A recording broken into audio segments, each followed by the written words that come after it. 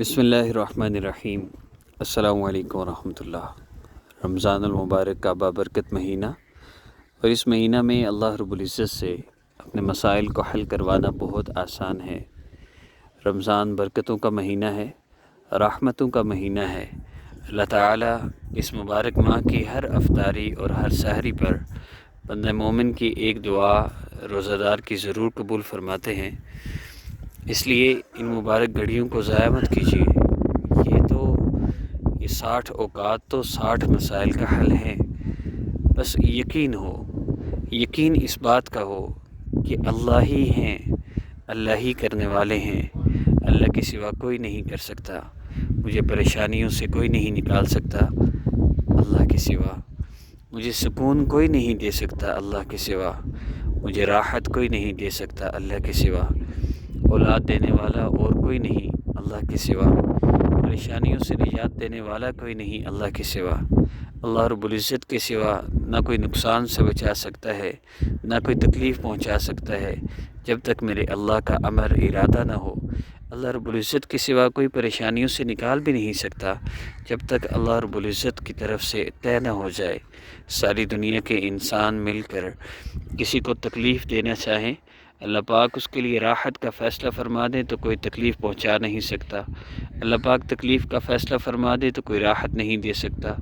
زندہ سے مردہ کو پیدا کرنے والی ذات، مردہ سے زندہ کو پیدا کر دینے والی ذات، بے جان کو جاندار میں تبدیل کر دینے والی ذات، اس اللہ کے لیے کوئی مشکل نہیں کہ وہ اللہ ہمارا مسئلہ حل فرما دے۔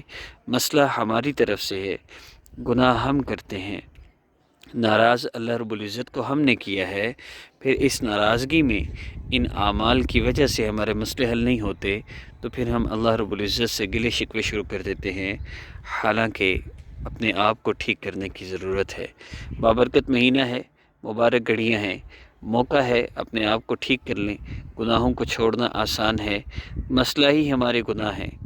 یہ جو آج کل وظیفے چل رہے ہیں، کبھی ایک وظیفہ، کبھی دوسرا، کبھی تیسرا، ان وظیفوں سے مسئلے حل نہیں ہونے۔ یہ میڈیسن ہے، میڈیسن سے آرام نہیں آتا۔ شفا تو اللہ دیتے ہیں، وظیفوں سے مسئلے حل نہیں ہوتے۔ مسئلے تو اللہ رب العزت حل کرتے ہیں، اور اللہ پاک مسائل کو حل فرماتے ہیں اعمال کے ساتھ۔ نماز سے مسئلے حل ہوتے ہیں اور دعا سے مسئلے حل ہوتے ہیں۔ پھر وظائف کو کیوں کرنا ہے؟ وظائف کو بطور میڈیسن کرنا ہوتا ہے۔ جیسے اللہ رب العزت بیماری سے شفا دیتے ہیں، دوائی سبب بنتی ہے، وظائف بھی سبب ہیں اللہ رب العزت کو پکارنے کا۔ مختلف ناموں سے، مختلف طریقوں سے اللہ رب العزت کو پکارنا، اللہ کو ہمارا کون سا مانگنا پسند آ جائے۔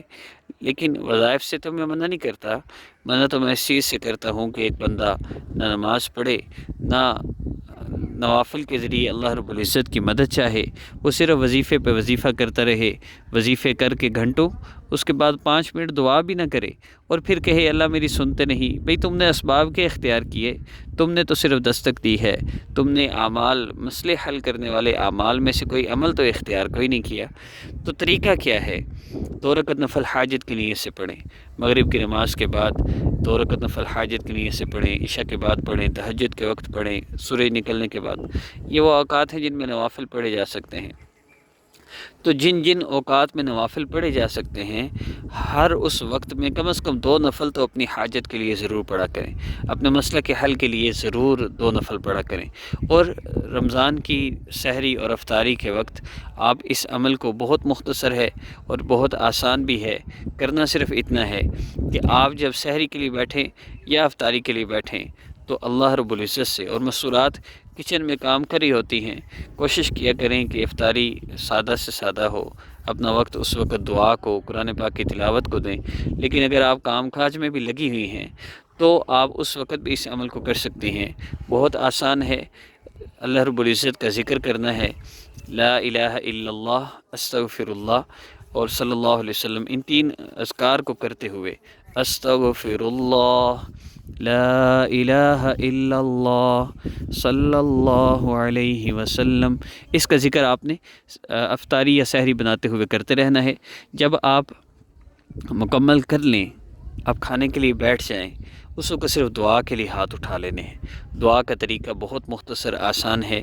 آپ نے 3 مرتبہ درود پاک پڑھنا ہے، 3 مرتبہ یا ارحم الراحمین پڑھنا ہے، اور اس کے بعد آپ نے دعا کر لینی ہے، درود پاک، یا ارحم الراحمین، پھر دعا، اور پھر آخر میں 3 مرتبہ درود پاک. بس اس سے زیادہ کچھ بھی نہیں کرنا.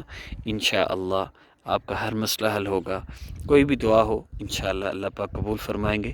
اپنے مسئلے حل کروا لیں اللہ سے، لیکن گناہوں سے بچتے ہوئے. گناہوں کو چھوڑ دیں، آخر چھوڑ دینا ہے. ملک الموت چھڑوائیں تب بھی چھوڑنا ہے، خود چھوڑ دیں. موت آ گئی پھر بھی تو چھوڑنی ہے. اللہ کے لیے چھوڑ دیں گے تو اللہ کے ہاں ایک مقام ہوگا. ملتے ہیں نیکسٹ ویڈیو میں. السلام علیکم ورحمۃ اللہ.